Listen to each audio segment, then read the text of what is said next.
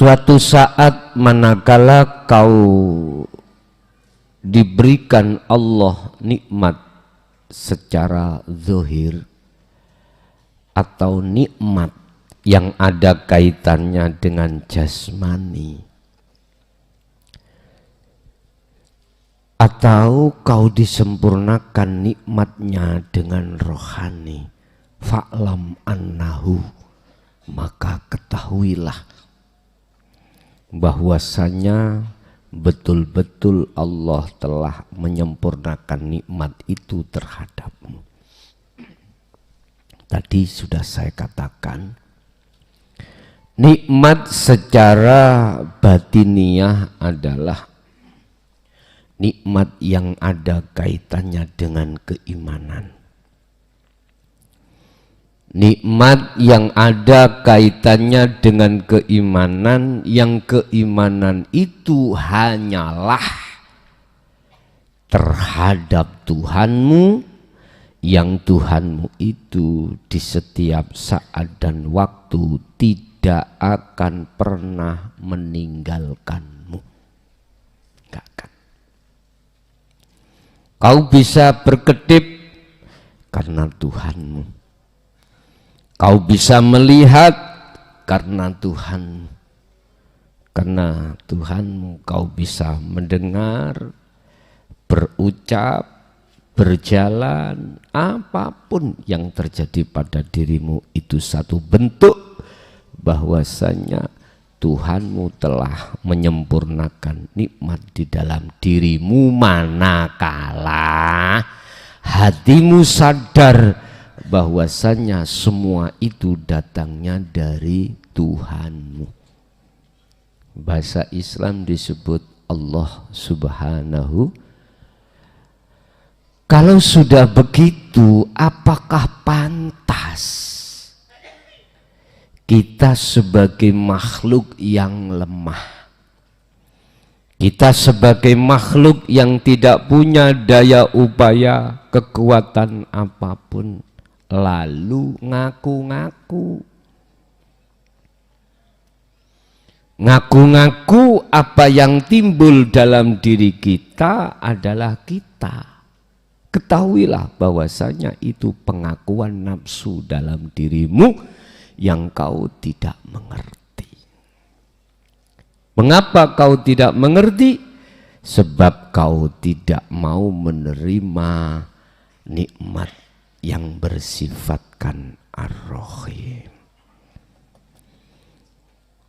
Belajar dari pengalaman-pengalaman yang sudah terjadi, kita bisa ngambil kesimpulan bahwasanya proses dikatakan jenengan mau menerima nikmat Allah yang bersifatkan ar-rahim adalah faktor pertama adalah ilmu. Alladzina yastami'unal qaula, dan ilmu itu disampaikan oleh Allah. Berhubung kaum manusia, Allah melewatkan lewat manusia. Lewat manusia. Innaka sak temeni kaum Muhammad. Wis Muhammad siapa terserah Anda. Ikulah tahdi, ora bakal bisa aweh hidayah, petunjuk, bimbingan, kefahaman tentang ilmu ini. Man terhadap orang ahbabta, sekalipun orang yang dekat padamu, sekalipun orang yang kau cintai Muhammad, kau tidak bisa memberikan petunjuk, apalagi kita yang jauh dari Muhammad. Siapa? Kalau kita bicara Muhammad ibnu Abdullah, berarti istrinya, orang dekat yang dicintai, anak, termasuk sahabat. Gak bisa Muhammad itu. Tergantung kau larinya Muhammad siapa. Innaka sesungguhnya kau. Lah kau siapa? Ikulah tahdi man ahbabta. Gak bisa kau memberikan petunjuk, memberikan solusi, memberikan bimbingan. Gak bisa. Walakinnallaha, akan tetapi utawi Allah iku yahdi kang bakal bisa aweh petunjuk man ing wong yasya'u kang ngersakake sapa Allah ing man. Tetapi yang bisa memberikan petunjuk itu Allah, bukan Allah. Nama lo ya, aku balik bicara. Kalau saya bicara Allah itu bukan nama, bicara zat atau hidup bukan sifat. Walakinnallaha yahdi may yasha, akan tetapi yang bisa memberikan petunjuk adalah Allah itu sendiri terhadap hamba yang dikehendaki, sekalipun hamba itu nasabnya ke atasnya tukang nyenuk. Tahu tukang nyenuk? Tukang balon. Jombang paham balon. Tukang zina. Sekalipun nasabmu, orang tuamu itu ahli germo. Tahu germo? Pagere agomo. Apa bahasa Indonesia germo itu, Pak? Itu loh. Mucikari lah, mucikari. Trafing apa jenenge? Trafing mana? Jual beli orang itu apa nama? Trafing apa? Ya kui. Tidak harus Anda itu nasabnya ke atas itu ahli ibadah.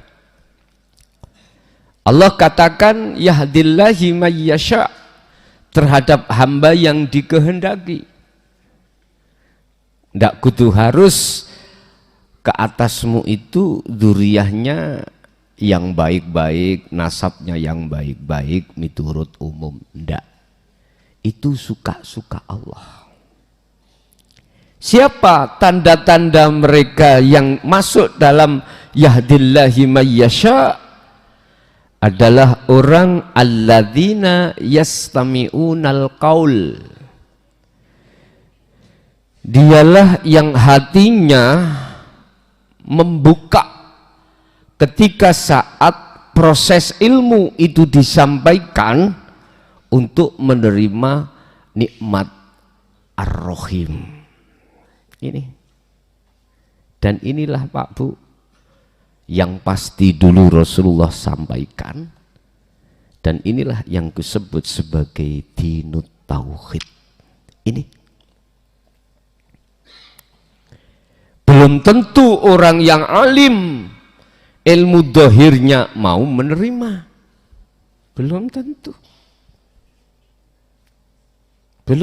Pak. Justru malah mereka yang tidak ngalim ilmu dohirnya itu bisa membuka diri tentang Ar-Rahim. Mengapa demikian? Karena kita yang alim ilmu dohir terbelenggu dengan ilmu kealiman ilmu dohir itu.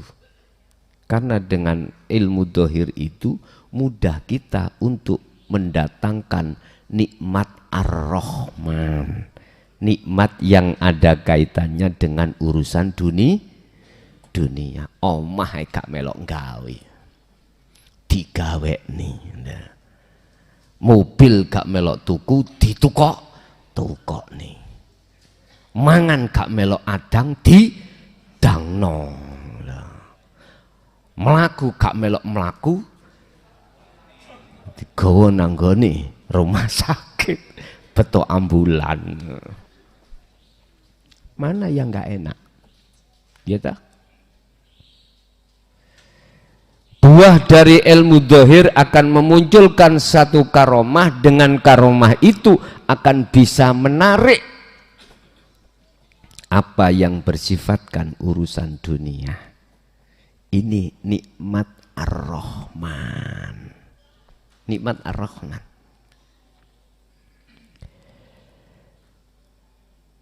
Alhamdulillah Allah masih memberikan kesempatan pada kita yang berpuluhan tahun saya dolim ruhaniyahku pada Allah. Sekarang saya sadar, ternyata selama ini saya tertipu oleh nafsu di dalam diriku sendiri. Diriku sendiri. Akhirnya kami menerima tentang apa yang disampaikan Rasulullah. Pertama. Kedua, siapakah mayyasha? Mereka yang dikehendaki, yang dikersakake Gusti Allah itu siapa tandanya? Wa yattabi'una ahsanahu. Merekalah yang selalu dan mau mempraktekkan, mengamalkan dari sebuah ilmu yang didapat di atas kefahaman itu di setiap saat dan waktu.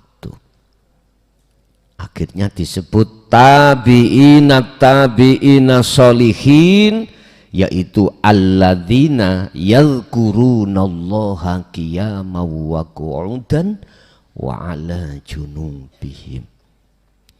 Beliau-beliau itu yang garis kesempurnaan terhadap Muhammad, terhadap Rasulullah, itu adalah mereka yang selalu menggunakan waktu demi waktu hanya ruhaniyah berzikir pada Allah. Al-An'am Ali Imran ayat 191. Alladzina yadhkurunallaha qiyaman wa qu'udan wa ala junubihim. Kondisi apapun, baik tatkala dia berdiri untuk sholat, berdiri untuk kerja, berdiri untuk macam-macam. Tergantung jenengan maknani berdiri ini apa, macam-macam. Wa qu'udan, ketika saat dia duduk untuk apapun, wa ala junubihim, dan ketika saat dia berbaring leyeh-leyeh untuk apa, selalu ruhaniyah dia itu berzikir, sadar apa yang muncul dalam dirinya semata-mata akunya Allah. Ini mereka. Dan ajaran inilah sering saya katakan berabad-abad terkesan ditutup-tutupi. Ya, terkesan. Rasulullah sendiri mohon maaf merasa prihatin dalam melihat keadaan rohaniyah umat. Mengapa sampak dia itu terlena dengan kehidupan dunia Ar-Rahman, sehingga mengapa beliau sebelum wafat pesan yang menurut saya yang termahal adalah, wahai sahabat, kita telah keluar dari jihad kecil, yaitu jihad perang lawan kafir Quraisy pada saat itu. Entah perang Khandaq, perang Uhud, perang Badar, atau perang-perang yang lainnya. Rasulullah mengatakan ini perang kecil. Kita sudah purna, sudah selesai menjalankan perang ini, tapi di depan kita, umatku akan menghadapi satu perang jihad yang besar. Bukan perang itu loh Pak, apa sekarang Palestina ambek Israel, bukan. Tapi yang dimaksud Rasulullah perang jihad besar adalah melawan hawa nafsu. Hanya persoalan ajaran Rasulullah di jalur ruhaniyah, di jalur dinul haq inilah yang banyak umat tinggalkan. Akhirnya dia selalu terbelenggu, kalah dengan hawa nafsunya sendiri. Oleh sebab itu tetap Allah menyempurnakan nikmat itu terhadap hambanya. Dikatakan sempurna manakala si hamba itu yattabi'una ahsana. Dia mengikuti selalu petunjuk, mengamalkan dengan istiqomah tentang masalah ilmu zikir itu di dalam perilaku sehari-hari. Bapak Ibu hadirin, kalau sudah Allah katakan sesungguhnya bukan kaum Muhammad yang memberikan petunjuk tetapi aku, maka jangan sekali-kali kau memelintir, jangan sekali-kali kau membelokkan dawuh iman ini. Janganlah umat kau giring ke opini untuk beriman terhadap makhluk. Kau harus beri robitoh terhadapku. Hadapkanlah wajahku terhadap wajahmu. Bila perlu fotoku gedekno tekek neng imaman ning ngarepmu. Robitolah terhadapku, karena lewat aku kau bisa wusul dateng Gusti Allah. Bisa. Akhirnya mbulet kaya entute hansip we. Enggak bisa wusul pada Allah, muter ae. Kaya khimar ngumetno gilingan gandum. Rene makhluk maneh. Nanti cak suluk dek. Nah. Suluk nanti nang Gusti Allah cek ne wusul. Nggawa tas isine rokok. Idik. Peludit. Balik maneh nang makhluk. Peludit. Ketahuilah, kula berani ngomong ini, aku termasuk korbannya. Wis. Ruha. Kita tidak mau melihat sejarah baginda Ibrahim terkait masalah robito. Coba lihat Nabi Ibrahim bagaimana robitohnya. Kadoana ya Rasulullah Muhammad. Kul katakan Muhammad, lillahi iku tetap kedue Allah opo asyafaatu jami'an. Syafaat itu milik Allah penuh. Rasulullah dikongen ngomong. Terus dawe Rasulullah ya apa? Lillahi syafa'atu jami'an. Ayo kalian surat apa? Selalu yang kupakai ku hujjah yang tertinggi, yaitu Al-Qur'an. Maksud iki digenahno supaya umat ini, makhluk ini biar tidak menyembah makhluk. Gitu loh bos. Aku yo gak melok urusan, bah kuwi nyembah makhluk banda. Iku lak dudu urusanku. Lah lapo nek dudu urusanmu kok sampai nyocot? Aku gak nyocot bos, aku ngilingno. Gelem gak gelem ya wis ngilingno pisan. Jok dibalen-baleni. Dibantah terus, Pak. Tak balen-baleni kowe gak gelem apa maneh gak tak jawab ngoten. Wis gak ketemu solusinya, akhirnya Allah walana a'maluna walakum a'malukum lakum dinukum din. Wis nek ngono tak ingkese cocotku cek gak kakean. Kapan itu terjadi? Entenono. Entenono. Engko lak cocote ilang kok. Bapak Ibu hadirin,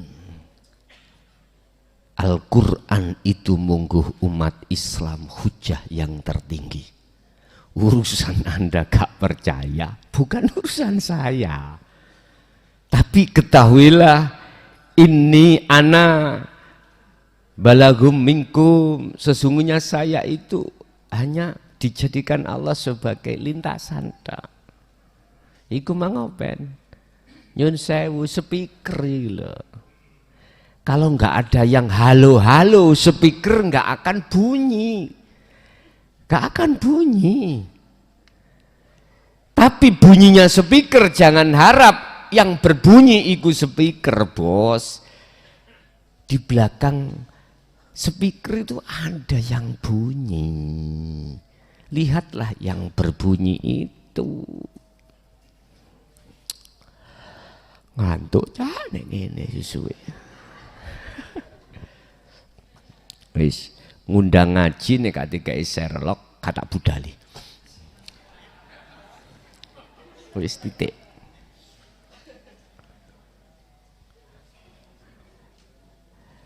Masalahnya aku gak mau dijemput ngono lho. Tak berangkat dhewe ae. Kan penak toh. Kari ninggal klik mulai kayak sampai magrib lho tak enteni gak metu-metu. Tak ancam langsung di status. Kalau nggak ngasih Sherlock jemputan, tapi gak tak terus no. Jadi mangkate tak terus no kok cik gak enak. Nek gak gelem jemput gak budal. Bon. Apa maksud Allah memberikan nikmat Ar-Rahim, menyampaikan dinul haq lewat utusannya? Hanya satu alasannya. Dalam ayat Allah katakan supaya manusia besok tidak nuntut, biar ketika saat di hadapan qadhi, hakim yang tertinggi, hakim yang paling adil adalah Allah, dia bersilat lidah. Dulu gak dikasih tahu, nggak bisa. Terus Gus dos pundi orang yang budek itu belas gak kerungu, budek bisu lah ngoten nggih. Bagaimana hukumnya orang yang tuli sama bisu, nggak dengar apapun? Aku tanya, buta enggak? Tidak. Nah, alam ini kan ayat. Ya, alam ini ayat. Mau enggak mendengarkan ayat-ayat Allah lewat alam? Lah, disitulah.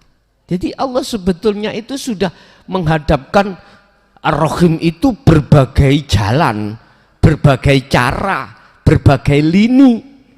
Itu tidak bisa Tuhan nantinya itu kau dakwa, kau bersilat lidah dari apa yang sudah Allah sampaikan, itu enggak bisa. Allah sampaikan Ar-Rahim lewat utusannya, huwallazi arsala rasulahu bil huda wa dinil haq. Ini sebagai jawaban ketika besok itu manusia bersilat lidah. Bersilat lidah.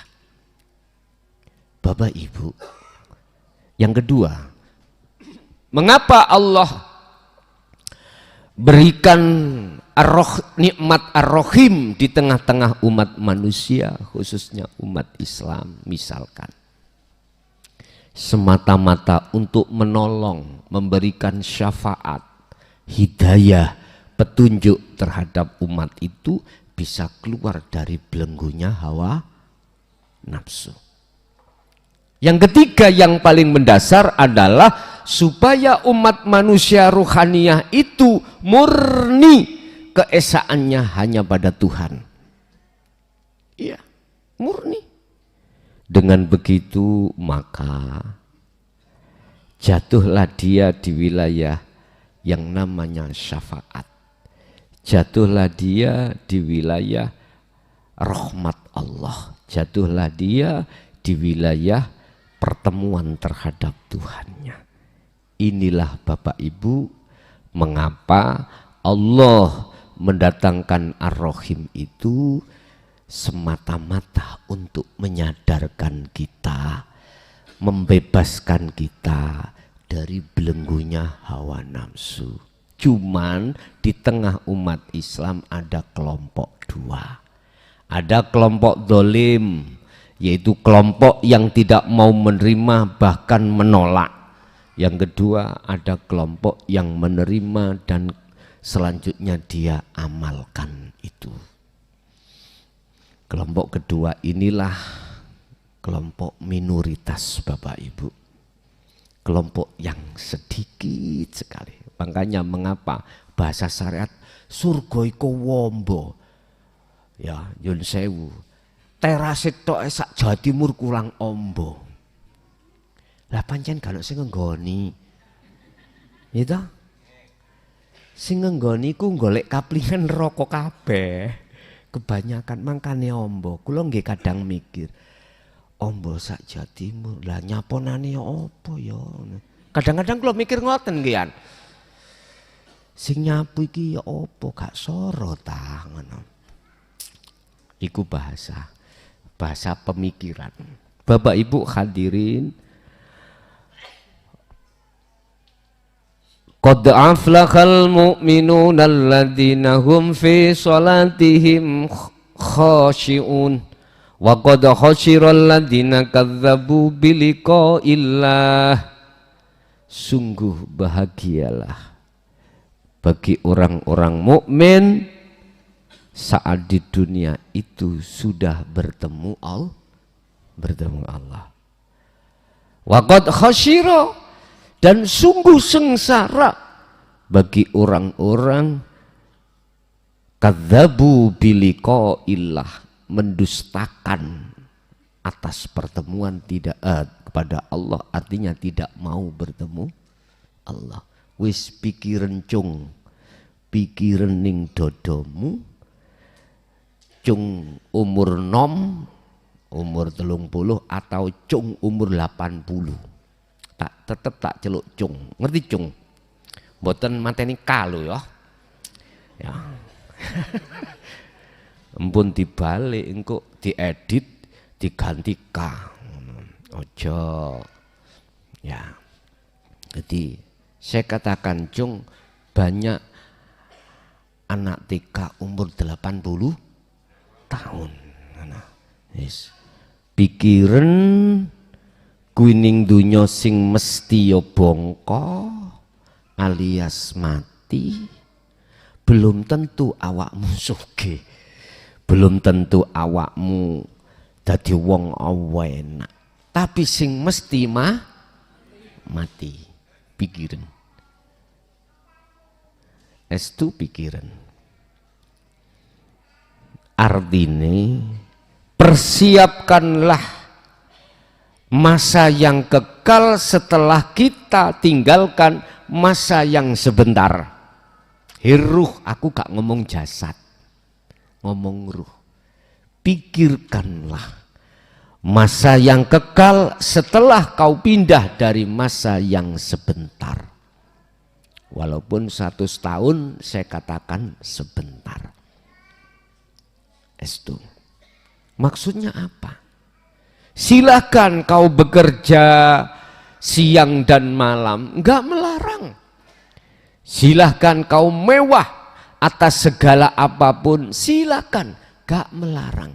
Tetapi di sela-sela itu ingatlah ruhaniyahmu, terimalah Ar-Rahim ini. Sebab jikalau kau enggak menerima Ar-Rahim, kau pasti akan susah ditinggalkan apa yang menjadi kemewahan di dalam Ar-Rahman. Nanti kau kecewa ditinggalkan itu. Sebab sesungguhnya cintamu terhadap Ar-Rahman yang bersifatkan kenikmatan duniawiyah itu hanya menipumu. Sadarlah kau telah ditipu lewat nafsu di dalam dirimu. Jikalau kau sadar, maka inilah yang kumaksud Anda masuk di dalam surah Al-Mu'minun ayat 1 dan 2.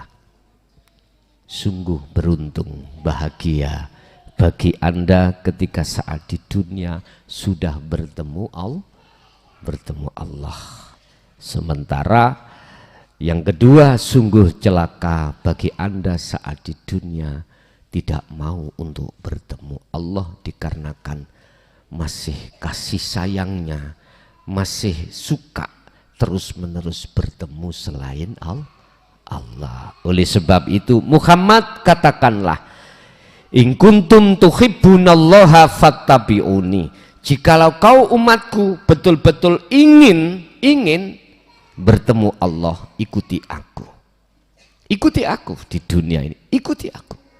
Jikalau kau betul-betul mengikuti aku, yuhibbukumullah, Allah akan menerimamu untuk dalam pertemuan dijadikan sebagai kekasih. Kau akan dijadikan kekasihnya sebab cintamu diterima oleh Allah. Mengapa sebab cintamu diterima oleh Allah? Karena cintamu terhadap Allah sudah kau lepaskan. Wa may yakfur bit-taghut wa yu'min billah, barang siapa melepaskan cintanya terhadap selain Allah, dia pasti diterima oleh Allah cintanya sebagai kekasih. Kekasihku, apa yang kau pikirkan? Kerjamu kok ngelamun saja. Pun itu Bapak Ibu, kesimpulannya Allah sudah memberikan kedua nikmat ya, baik jasmani maupun rohani. Barang siapa yang menerima kedua-duanya berarti dia sudah menyempurnakan nikmat Allah. Saya katakan nikmat rohani ada kaitannya dengan iman, yang tadinya kita beriman selain Allah, sekarang hanya beriman pada Allah dalam segala hal aspek apapun yang berperan. Oke, kita masuk sesi tanya jawab atau dialog.